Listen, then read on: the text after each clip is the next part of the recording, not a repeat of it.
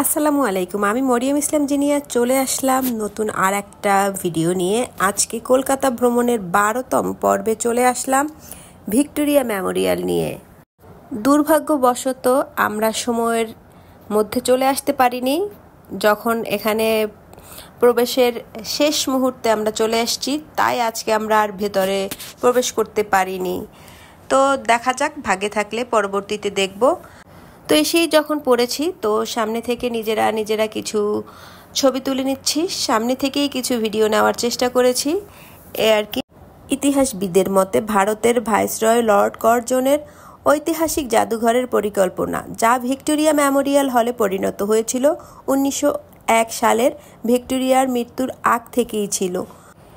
Asiatic সোসাইটিতে একটি দলকে ভাষণ দেওয়ার সময় তিনি স্বীকার করেছিলেন যে তিনি সর্বদা এমন একটি ঐতিহাসিক জাদুঘর তৈরির পরিকল্পনা করেছিলেন, রানীর মৃত্যুর সাম্রাজ্যকে স্মরণীয় করে তোলার জন্য একটি উপযুক্ত সুযোগ প্রদান করেছিলেন।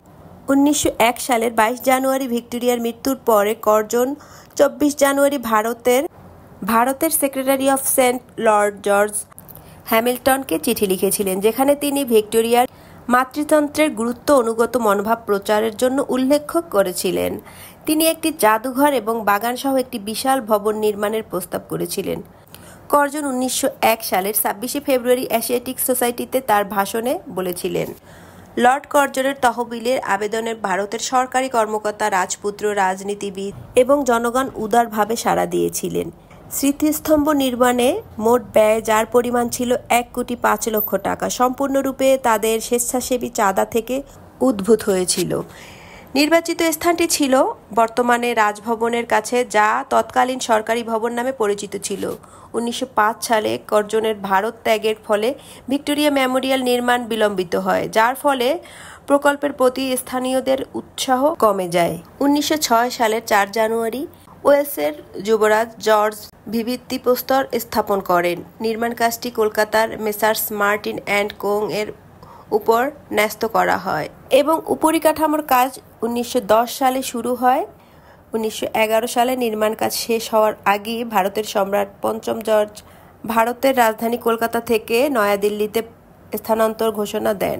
এইভাবে ভিক্টোরিয়া মেমোরিয়াল জাতীয় রাজধানীর পরিবর্তে একটি প্রধান প্রাদেশিক রাজধানীতে পরিণত হয়। ভিক্টোরিয়া মেমোরিয়ালটি সম্পন্ন হয় এবং 1921 সালে ডিসেম্বরে ওয়েলসের যুবরাজ ভবিষ্যৎ এডওয়ার্ড অষ্টম জনসাধারণের জন্য আনুষ্ঠানিকভাবে উন্মুক্ত করেন। 1947 সালের পর স্মৃতিসৌধে কিছু সংযোজন করা হয়েছিল। এটি ছোট ভিক্টোরিয়া স্মৃতিস্তম্ভ নির্মিত হয়েছিল, যা পরবর্তীতে বিনোদনের জন্য একটি শহরের ক্লাবে রূপান্তরিত হয়। ভিক্টোরিয়া মেমোরিয়াল হলটি একদম মার্বেল পাথর দ্বারা তৈরি করা হয়েছে। দুর্ভাগ্যবশত আমি দেখাতে পারলাম না, তো আমি ভেতরটা আজকে যেতে পারিনি। ভিক্টোরিয়া থেকে আমরা চলে এসেছিলাম নতুন কলকাতার দিকে। নতুন কলকাতার বিভিন্ন ভবনগুলো রাস্তার দুই ধারে দেখা গেছিল। নতুন কলকাতাটা আসলে দেখার মতোই ছিল। আমরা যতটুকু সম্ভব দেখার চেষ্টা করেছি। একদিনে কখনোই সমস্ত কলকাতা ভ্রমণ সম্ভব না, চেষ্টা করেছি দেখার জন্য।